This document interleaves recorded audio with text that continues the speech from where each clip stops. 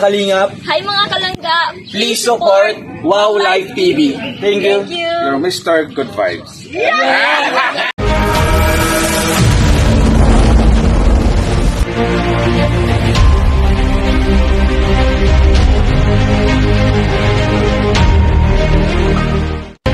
Shoutout sa lahat guys, no? Magandang araw, magandang gabi po sa inyong lahat at your serve, di ba? Nabulol ako, shit. Take two. Magandang araw po sa inyong lahat guys, magandang araw, magandang gabi po sa inyong lahat, sa lahat po ng mga Kalingap Rochelle Kalingap fans, sila po sa inyo, maganda po kayong lahat. Di ba? Kilala niyo naman ako, Wow Life TV or Mr. Good Vibes. So, bago tayo magsimula guys, no, sa ating pagre-rebat or sa sa pagsagot sa mga ilang bashes ngayon in a good way, in a nice way gawin natin para hindi toxic yung dating. Pero bago ang lahat guys, bigyan love shoutout po sa inyo at maraming salamat sa mga nag-like and share sa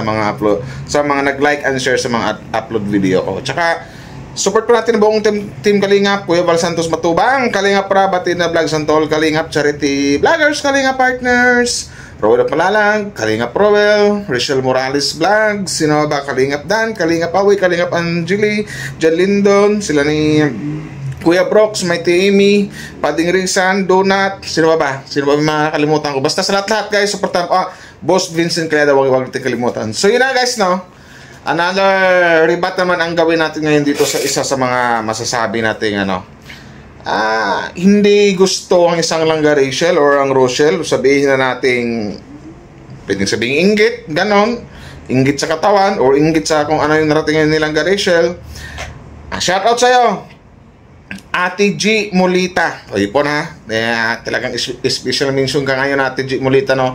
Medyo naman ano yung comment mo na sabing mas gusto mo yung dating Rachel kaysa ngayon yung dating Rachel na yung butas-butas pa daw yung bahay na gano'n. Parang ang dating silang comment mo ate, parang nanghama ka ng tao na parang ikaw yung tipong taong masasabi ko na member ka ng grupo ng mga taong hindi ayaw makakita na may mga taong umaangat, hinihilan yung pababa.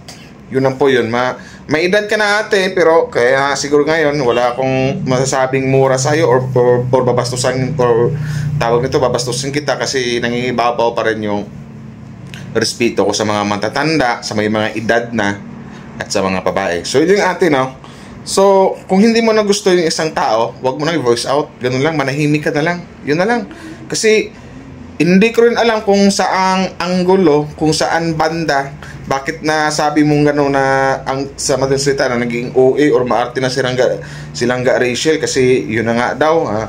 Nagsabi, nagbago. Yung isa ka sa mga nagsabing ganyan. May nagbago kay langga Rachel. Aminado ako doon. Pero magandang pagbabago. Hindi po sa kanyang ugali kasi yung ugali niya mula noon hanggang ngayon, ganun pa rin ang isang Rachel Morales. Nakikita namin, naramdaman namin na mabait na bata, matulungin na bata, mapagmahal na bata, mapagbiro na bata. Yun lang yun. Ang nagbago siguro sa kanya yung daw siya manamit kasi ulit-ulitin ko sa mga pagripat ko sa inyong mga bashers kasi nagbago lang kasi maraming mga damit na nagbibigay, maraming mga tao or sponsor na nagbibigay sa kanya ng mga damit. So dapat naman literal na suotin niya yun. Di ba? So yun lang, porkit maganda na yung damit, mayroon ng mga colorete yung mukha, lalong gumanda si langga Rachel, ang sabihin nyo agad, nagbago na mas gusto nyo yung dating Rachel. So ano palang gusto nyo? Yung hindi na mag-level up yung bata na hanggang ngayon dapat ganun pa rin siya, daw siya manamit na naka-t-shirt lang. Parang ganoon, parang sa dating ng salita mo ate, naiinggit ka di ba? Hindi ka nahiya ate na may edad ka na tapos magsalita ka pa ng ganyan. Bagos nga, dapat matuwa ka. Dapat matuwa ka dito kay langga Rachel kasi kahit pa paano nag-level up yung bata. Di ba? Nagkaroon siya ng mga maraming fans na nagmamahal sa kanya at nagkaroon pa siya ng isang boyfriend na sobrang mahal na mahal siya. So, ano yung sabi mong nagbago? Saan banda nagbago ang isang langga Rachel? Kasi kung ang punto natin dito, kung ang pag-usapan natin ang ugali, talo ka. Kasi hindi mo nagbago ang ugali ng isang langga Rachel Sa pananamit niya, Oo, may nagbago. Gumanda na yung kanyang mga kasuotan ngayon nang dahil yan sa maraming taong nagmamahal sa kanya. So, wag mong sabihin na mas gusto mo pa yung dating Rachel kasi kung about sa ugali, hindi po nagbago ang isang langga Rachel. Ate G Mulita, mega love shout out po sa inyo. O ito hindi kita binabastos. Pinakita ko man hitsura mo, pero hindi kita inahamak o hinuhusgahan. Binabalik ko lang sa'yo kung ano yung mga sinasabi mo kay langga Rachel. So, siguro ate, magugustuhan ka rin siguro ng mga fans, ng mga Rochelle fans ate, kung baguhin mo yung ugali mo. Yun lang yun. Kasi kung about kay langga Rachel, wala lang dapat ipagbago sa ugali ng langga Rachel kasi isa yan sa mga dahilan kung bakit minahal siya ng mga madlang people, minahal siya ng mga human being, or minahal siya ng mga karamihan, halos lahat ng mga Rochelle fans. Yun lang yun. Alam mo kay langga Rachel kung anong mayroon siya na nawala ka. Ito lang maasabi ko. Mabait siya, ikaw hindi. Mapanghusga ka, siya hindi. Yun lang yung masasabi ko. Kung ano namang mayroon sa'yo na wala si langga Rachel, may edad ka na pero kulang ka sa pag-iisip, yun ang wala si langga Rachel. Ikaw lang ang mayroon yun, Ate G Mulita. Yun lang yun. Kasi para kang tumanda na lagi kong sinasabi, para kang tumandang paurong na ganon. Sorry sa words ko ate pero yan yung napapansin ko sa mga sinasabi mo Kasi kung intindihin lang natin yung sinasabi mo, masakit yun para sa bata na sabihin mo, yun lang, literal na sabihin mo, nagbago ang ugali. Mas gusto mo pa yung dating Rachel. Bakit? Ano ba yung dating Rachel? At ano ba yung bagong Rachel ngayon? Wala namang pinagbago ang bata. Ang pinagbago yung edad. Nagiging 18 siya ngayon at nagkaroon na siya ng boyfriend. Yung dating imyo, ngayon boyfriend na. Diba? Siya dapat nga matuwa ka, marespitong bata. Nagpaalam pa siya sa kanyang pamilya, lalong-lalo sa kanyang tatay Rizal, bago siya mag-boyfriend. Papa, pwede na ba ako mag-boyfriend? Oh, di ba?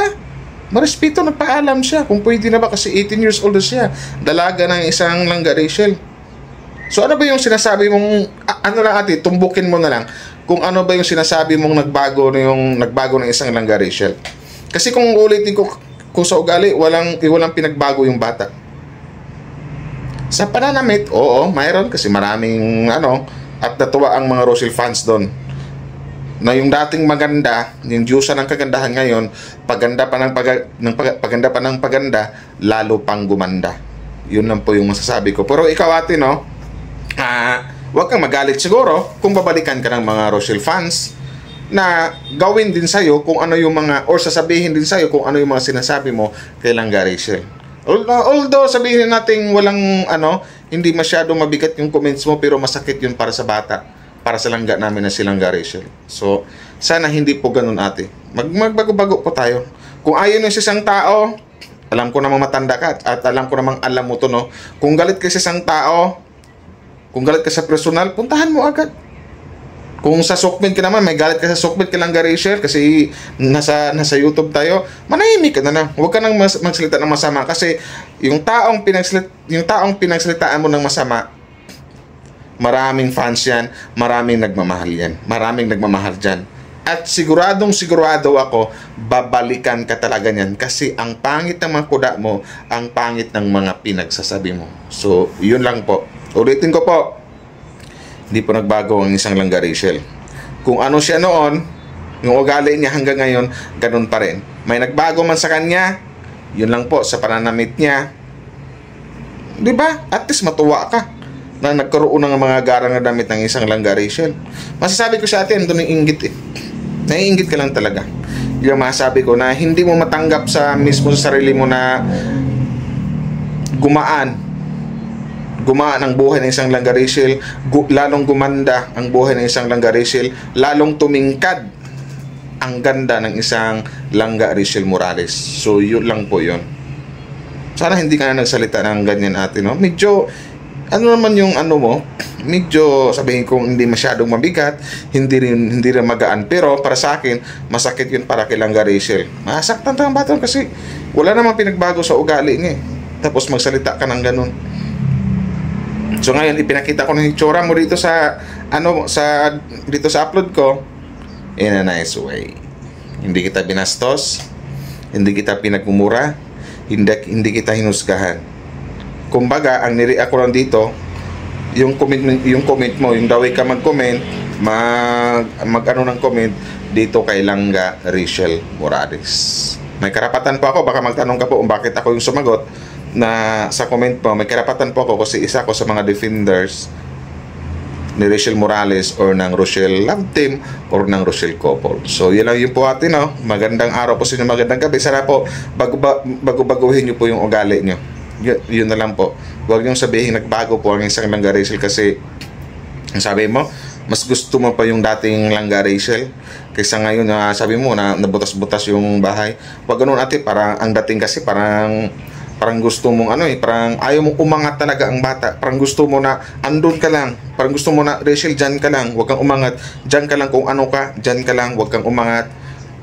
Hindi ka uunlad na parang ganun yung dating. Nandun na yung inggit. Yung, sa bagay ate, ang karamihan ng mga Pinoy ganyan, yung tipong makakita ng mga kapitbahay o kaibigan na umaangat, naiinggit sila, gusto nila, hilahin nila pababa. Yun ang ate. Kung ako sa ate, magsikap ka na lang din.